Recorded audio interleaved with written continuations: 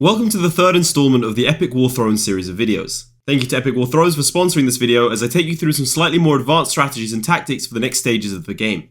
Right lads, welcome back. As you can see, I've been steadily increasing my land and getting, I suppose, closer to the gates of Joel, but things are getting a little bit trickier. So in situations such as this, where there's a learnable trait, I'm going to have to make sure that I go ahead and learn these things. Face north, that sounds good. I mean, seems a bit one-dimensional. If they're heading south, then chasing north doesn't really seem that good. Also, we've got the boys here as well. Let's see, can I do anything to Pan? Nah, he's already as stacked as they come. Right, we need our guys to be a lot better if we're ever going to take out larger level, sort of, I suppose they're octagons? 1, 2, 3, 4, 5, 6. They're hexagons. Large level hexagons. So let's summon a bunch of generals and then, I suppose, ritually sacrifice them? Ooh, Soldiers of Way. No way. Right, all these guys are getting slaughtered. I just literally got a pikeman guy. Doesn't even have a name. He's actually my favorite now. Oh, a triple. If this was poker, I'd be doing very well. I just summoned a bunch of archers. And cavalrymen and pikemen. Alright, these are all the basic guys. Emerging heroes. Summon 5 of those. Oh my god! He's wearing a mask as well. He's aware of the coronavirus. You wrong? Nothing wrong with that. You bow, we've got a couple of him. Ah, Pan, big boy Pan. Do another 5. Lead you. Nice. Not so good that time. And we got one free one. Alright, fantastic talent. Let's summon one of these. She's okay. Nothing too great. Go again. I want Mrs. He. Alright, and Zhang Zhao. I think that should be enough. Let's go kill them all. Alright, let's get rid of all our bad ones. You. I have like 6 of you. Now we should be able to buff our armies quite a bit.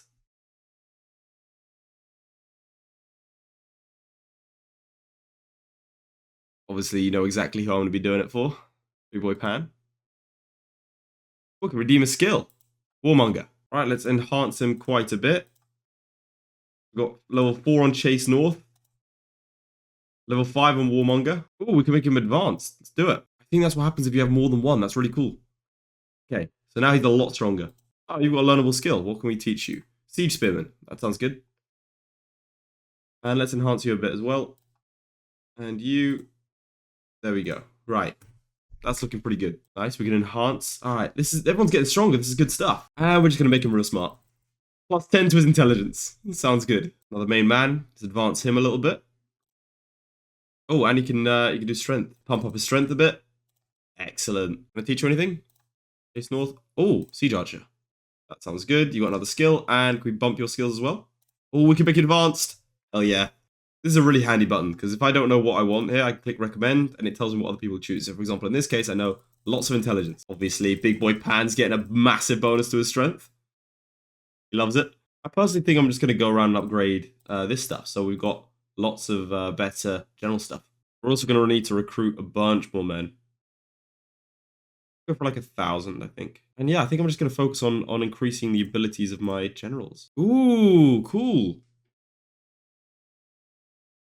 You got like strategies and stuff. This is awesome. So I clicked on the strategies thing, and it's popped up these different things. So I can disguise myself as desert vegetation.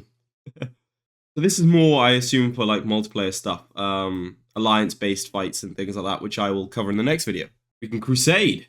Pan, how do you feel about crusading? I mean, they have like 8,000 troops, and I have 2,700, so perhaps not. Right, boys, we're gonna go after our first level 4. Here we go. You got us, Pan. Big boy Pan. It's all down to you. Nice, the boys win. Oh, it's a draw? Interesting, let's have a look. So we do have a deficit of about 600 troops, so I'm quite impressed that we managed to do something here. Liu Bao, you're playing both sides, so you always come out on top. I respect that. All right, we've gone square, they've gone for square. Liu Bao's fighting Liu Bao.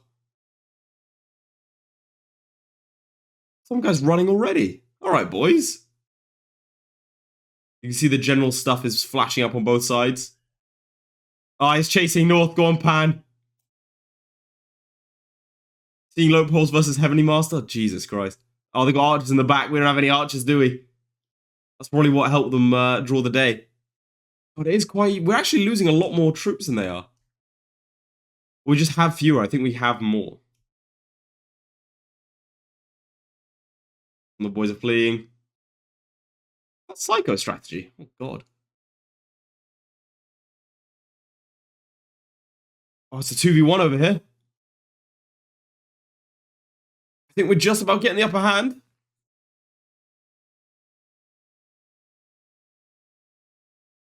Come on, boys. It's a massive tornado to send everyone flying. Oh, geez. Can we get that under control? One of our guys is down. Two of their guys are down. Oh, he's exhausted. I imagine the horse is probably more exhausted than you are, mate. Go on, this is yours. Oh, here it is, the slash. You're gonna get a little bit closer, Pan. Oh, we didn't quite manage to kill him. That's why they had about 340 troops left. Oh, man. We did kill more than we lost, though. Right, so that's level 4. So I think that exemplifies sort of the different strategies and tactics that are needed in this game. Obviously, you need to have as many troops, and your generals need to be competent enough to be able to, lead the troops.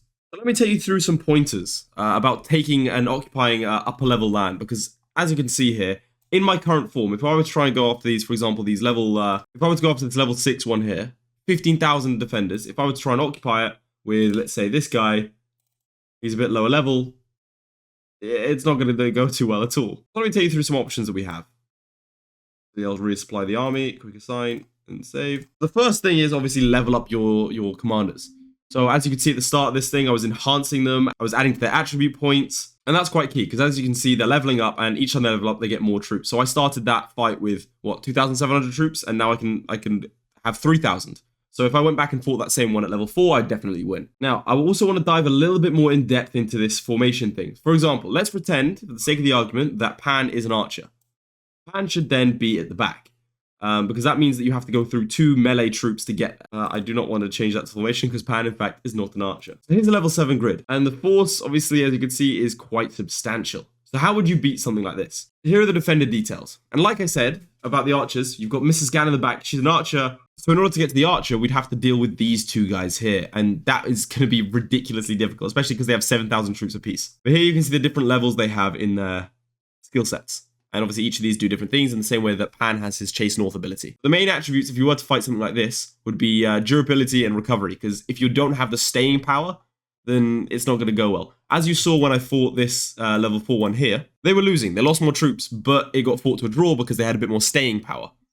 And that's quite key. Especially in a situation like this, where you have an archer in the back that you're not going to be able to kill without killing these 2.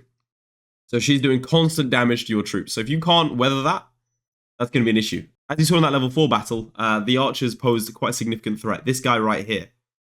These 2 were able to stave off long enough, and this guy's just doing constant damage whilst not taking damage himself, and that's quite key. So you might be asking, in general, what's the strategy to deal with these this level 7, level 8 resource points? So damage control and healing are quite essential in this outlook. So my guys are all about damage, personally. So they are constant. I mean, you got Pan, you got this guy. All of them are about damage. But for example, Liu Bei and Cultcow are very, very good generals for this, and for example, Dao Qiao's solid foundation, Liu Bei's decent morals, both do quite well in complementing your army such that you'll be able to take on these higher level resource points. And just to touch on it a bit further, you've got level 9 grids. So these level 9s are actually probably the biggest jump that there is. All right, whilst I'm talking about level 9, I'm going to quickly go and occupy this level 4 one, just to show you the difference in having more troops. So ideally for level 9, you'd want 3 teams over level 45. Obviously, that's quite a big jump from the level 11 I am right now. But we did get the victory here, so let's take a look. So still outnumbered, but we brought 300 extra troops here. And obviously my boys have leveled up a bit more as well. These guys are all level 15, so you can see the importance of having different attributes and complementing them well. Because if I didn't do that properly, if I didn't set up my troops properly, then these guys would crush me. And here we go. Now, remember the staying power aspect of this?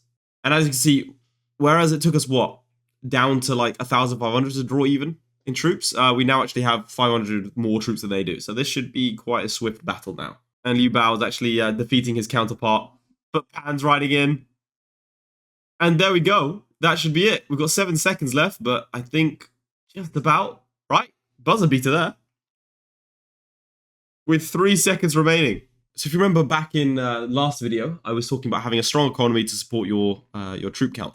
For example, if I wanted this army to have a 3rd guy, I wanted to deploy this guy, I'd need a bit more. So the current general value is 19. So if I were to head over here, I actually need to upgrade my palace, as you can see, to try and increase this. Obviously, the more I increase my palace, the more stuff I get over here, which can be especially useful for next video when I'm talking about alliances. And I don't want to go too much in detail on that now, but I'll introduce the concept. So in this game, you can see over here, if I go over to Joel, it says he has no alliance. And here you go. This is where I'll leave you, lads, because this is quite a crucial part of the game. Sort of overarching aims, if you will. Huge shout out to Epic War Thrones for sponsoring this video. The download link is in the description, so be sure to check it out. And I'll see you guys next time for the final installment, where we talk about alliances. Goodbye.